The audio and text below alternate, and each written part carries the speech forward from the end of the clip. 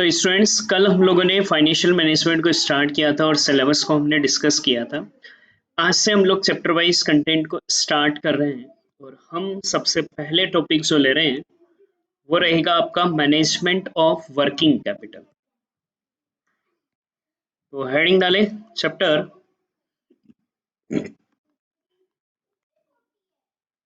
Management of working capital.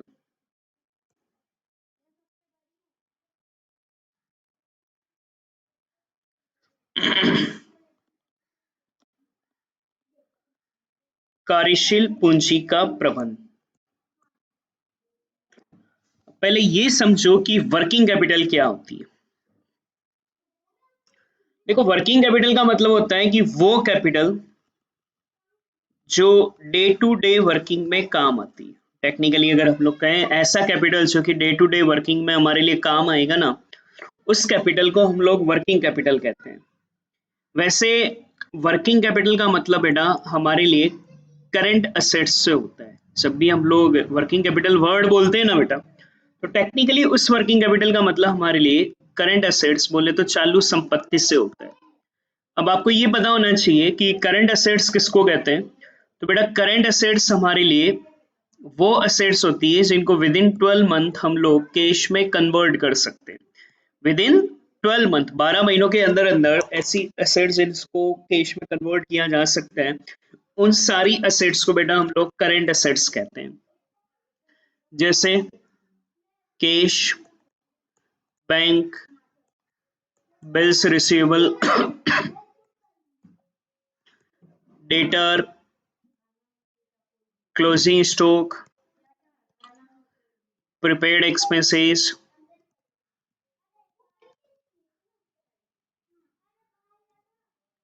accrued income,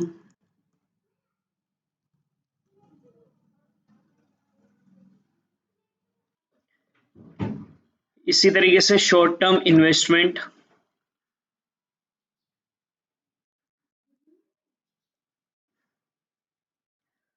advance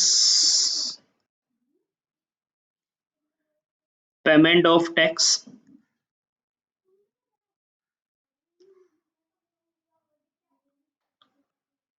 short term loans का debit balance, वो assets कहलाती है।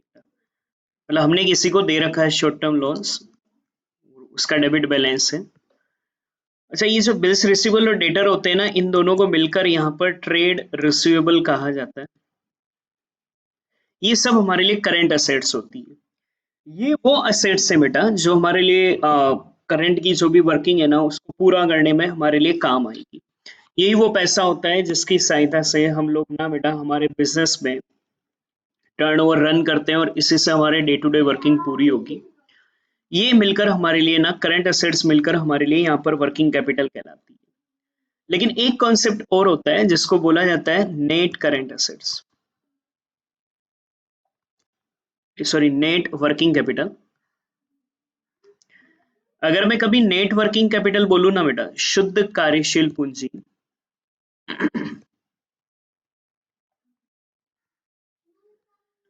तो उसका मतलब होता है current assets minus current liabilities.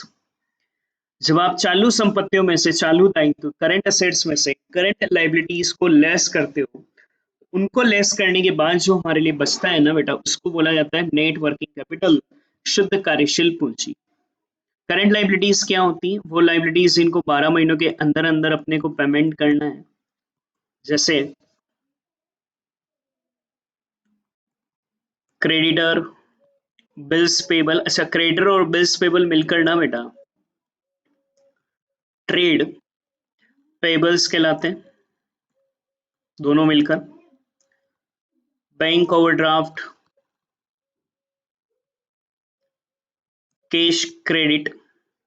Cash credit उधार लेते हैं अपन कुछ महीनों के लिए, कैश क्रेडिट बैंक से। Outstanding expenses,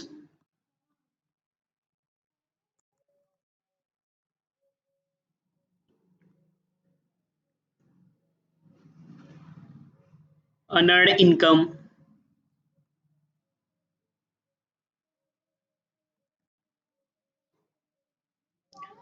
short term loan,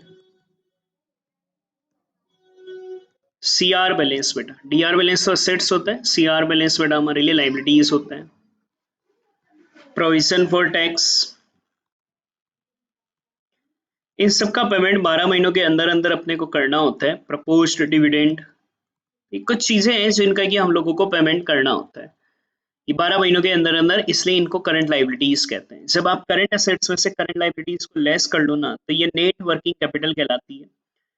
हमें कितना working capital, net working capital अपने पास रखनी है, उसको हम लोग पढ़ेंगे, जिससे हम लोग कार्यशील पूंजी का प्रबंध करेंगे। ना तो हमारे पास वर्किंग कैपिटल बहुत ज्यादा होनी चाहिए, ना ही वर्किंग कैपिटल कम होनी चाहिए। बहुत ज्यादा हुई तो भी अननेसेसरी हमारे पास पड़ा रहेगा, कम हुई बेटा तो भी दिक्कत रहेगी कि हम लोगों के लिए मान लो सैलरी चुकानी है, तो लेबर को सैलरी चुकाने के लिए पैसा तो चाहिएगा ना। मेरे पास असेट्स में प्लांट एंड मशीनरी खूब है, पर बेटा मैं उससे तो मेरे लेबर्स को पेमेंट नहीं कर पाऊंगा ना। उसको पेमेंट करने के लिए तो मेरे को मेरे पास बेटा यहाँ पर कैश और बैंक बैलेंस ही चाहिएगा, या वो चीजें चाहिए जिनसे मैं फटाफट से कैश का अरेंजमेंट कर सकूं। तो कितना रखना चाहिए उसका अनुमान लगाना हम लोग सीखेंगे, जिससे हम लोग नेट वर्किंग कैपिटल निकालना सीखेंगे, जिससे हम कार्यशील पूंजी का प्रबंध करेंगे। अलग अलग मेथड होंगे, जिन मेथड की सहायता से हम लोग ये अनुमान लगाएंगे। इस चैप्टर का जो मेन ऑब्जेक्ट है ना, वो सिर्फ इतना सा है कि हम यहाँ एस्टिमेशन लगाएंगे कि हमारे पास कितनी वर्किंग कैपिटल होनी चाहिए, उसका एस्टिमेशन लगाना हम लोग बेटा यहाँ पर सीखेंगे। ये आप लोगों का बेटा वर्किंग कैपिटल का अनुमान लगाना, मैनेजमेंट ऑफ वर्किंग कैपिटल हमारे लिए कहलाएगा। पहले कुछ डेफिनेशन लिख लें। सबसे पहले लिखें बेटा करंट असेट्स, मैं हिंदी इंग्लिश दोनों में बोलूंगा, अपने अपने अकॉर्डिंग उसको डिक्टेट कर लें। करंट असेट्स चालू संपत्तियां, करंट असेट्स चालू संपत्तियां, तो लिखो ऐसी संपत्तियां मैं एक बार हिंदी में लिख दूं फिर इंग्लिश में बोल दूंगा। ऐसी संपत्तियां जिन्हें 12 माह, ब्रैकेट में लिख लेना 1 वर्ष, जिन्हें 12 माह के अंदर रोकड़ में परिवर्तित किया जा सकता हो,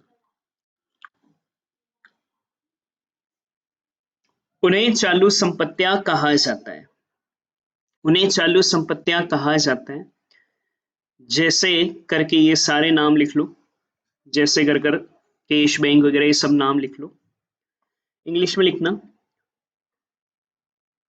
current assets refers to those assets, current assets refers to those assets which can be converted into cash within 12 months, which can be converted into 12 months. For example,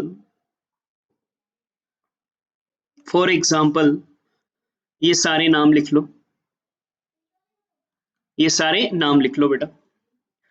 cash, bank, bills receivable, debtors, bills receivable and debtors दोनों पर arrow बनाकर लिख लेना। Trade receivable, closing stock, prepared expenses, accrued income, short term investment, advance payment of tax, short term loans, dr balance, short term loans dr balance, ये आपकी current assets हो गई। फिर लिखो बेटा चालू दायित्व, करंट लाइबिलिटीज, चालू दायित्व करंट लाइबिलिटीज लिखो। ऐसे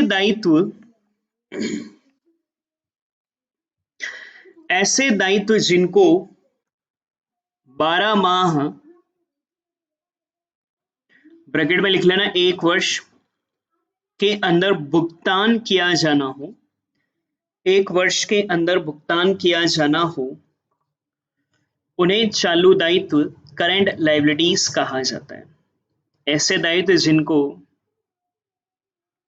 12 माह के भीतर भुगतान किया जाना हो, उन्हें चालू दायित्व करंट लाइबिलिटीज कहा जाता है। जैसे ये सारे नाम लिख लो बेटा,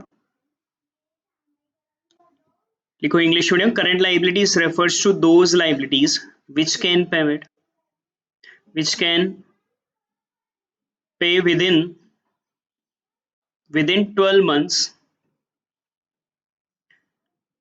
months, for example, creditor, bills payable, arrow बनाकर लिख लेना, trade payable, bank overdraft and cash credit, outstanding expenses, earned income, short term loan का CR balance, provision for tax, proposed dividend, ये सारी लाइबिलिटीज बेटा हमारे लिए करंट लाइबिलिटीज होगी। नेक्स्ट हेडिंग डालो, कार्यशील पूंजी, वर्किंग कैपिटल। कार्यशील पूंजी, कार्यशील पूंजी को बोलते हैं ऐसे हैं, व्यवसाय की चालू संपत्तियों में लगने वाली पूंजी को कार्यशील पूंजी कहते हैं। किसमें लगने वाली पूंजी को बेटा? करंट एसेट्स में। देखो दो तरह की एसेट्स होती है, एक करंट एसेट्स और एक फिक्स एसेट्स। जो पैसा हमारा करंट एसेट्स में लगा है ना बेटा, उसको हम लोग कार्यशील पूंजी कहते हैं। टेक्निकली करंट एसेट्स को ही मिलकर हम लोग वर्किंग कैपिटल कह सकते हैं। तो कार्यशील पूंजी को ऐसे लिखते हैं, वर्किंग कैपिटल को, कार्यशील पूंजी वर्किंग कैपिटल व्यवसाय की करंट एसेट्स में, व्यवसाय की चालू संपत्तियों में लगने वाली पूंजी को कार्यशील पूंजी कहा जाता है। व्यवसाय की करंट एसेट्स में लगने वाली पूंजी को करंट एसेट्स कहा जाता है, अर्थात चालू संपत्तियों को ही कार्यशील पूंजी कहा जाता है। अर्थात भाई करंट एसेट्स में 10 लाख रुपए लगे हुए हैं, तो 10 लाख की तो वर्किंग कैपिटल है, अर्थात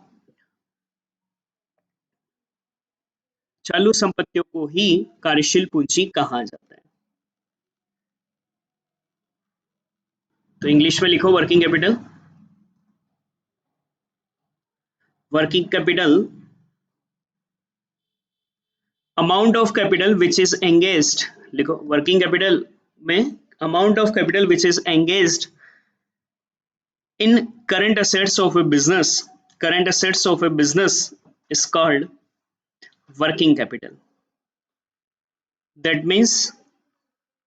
means I dot e dot लगा ले, that means current assets is called working capital. तो संपत्ति, चालू संपत्तियों को ही करंट एसेट्स कहते हैं। नेक्स्ट हेडिंग डालो, नेट वर्किंग कैपिटल, शुद्ध कार्यशील पूंजी। ये कब आएगी बेटा? जब आप करंट एसेट्स में से क्या लेस करोगे? करंट लाइबिलिटीज को, तो वो हमारे लिए बेटा नेट वर्किंग कैपिटल कहलाएगी। तो नेट वर्किंग कैपिटल में लिखो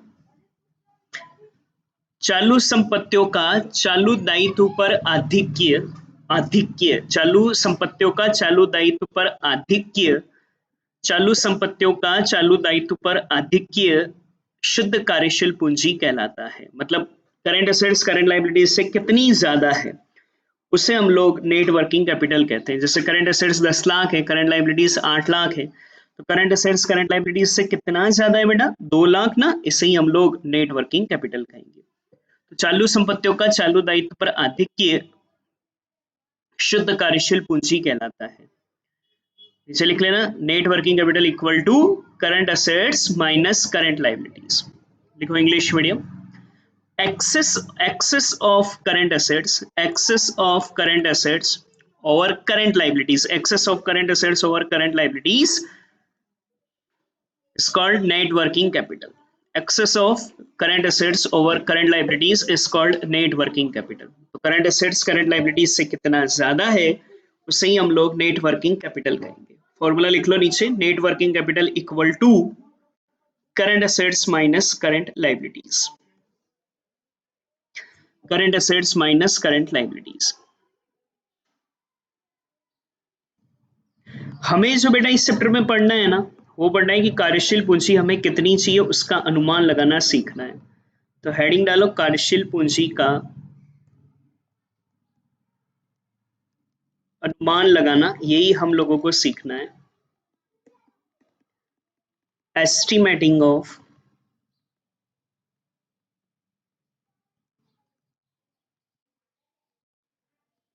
वर्किंग कैपिटल रिक्वायरमेंट।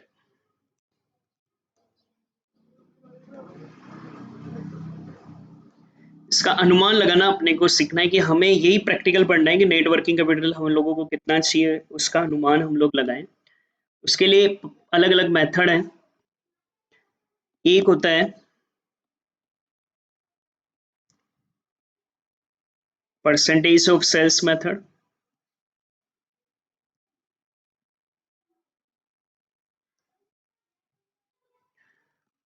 विक्रय प्रतिशत विधि इसको कहते हैं।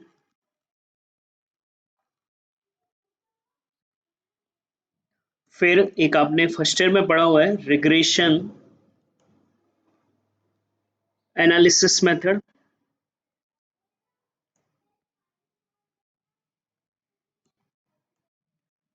प्रतीपगमन विश्लेषण विधि,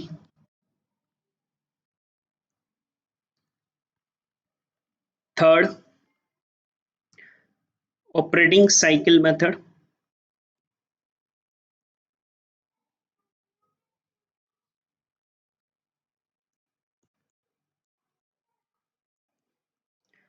परिचालन चक्र विधि,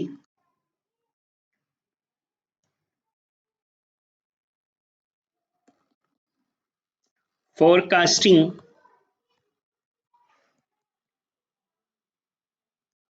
नेट करंट असेट्स मेथड,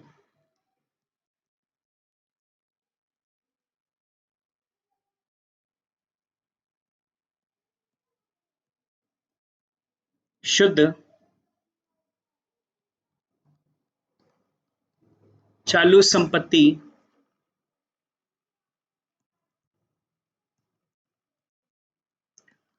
पूर्वानुमान विधि,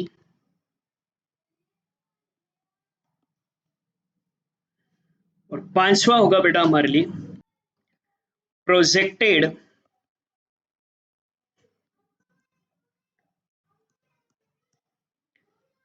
बैलेंस शीट मेथड।